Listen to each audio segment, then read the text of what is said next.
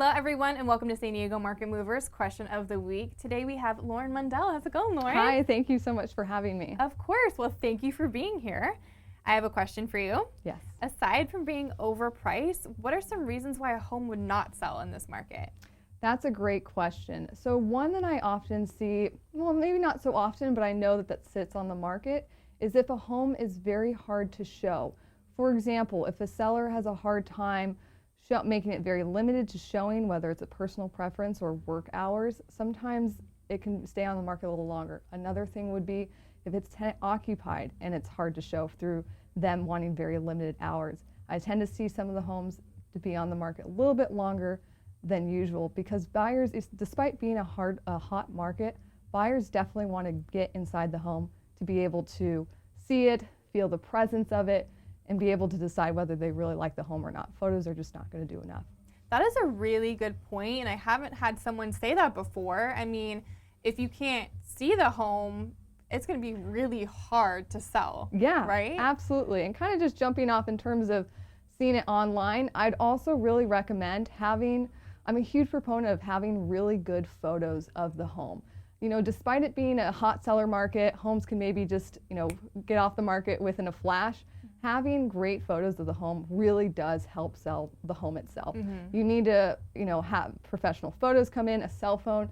As I'd hate to say it, some agents do like to take photos of the home with their cell phone. It's just not going to cut it. Mm-hmm. We absolutely want to be able to sell the home prior to even getting their foot in the door as buyers need to view the home. Right. So what are some other things that you tell your clients to prepare or do to the home before they put on the market? Great question. So I really like to kind of go with the theme of the C's. So clean, color, clutter, and condition. So I really like to advise them to make sure that, of course the home is nicely cleaned. I like to advise them to have it professionally cleaned. Mm-hmm. I also say with color too, if they're willing to paint some walls, mm-hmm. if there's some bright pink or purples, maybe kind of with neutral colors mm-hmm. would be really nice.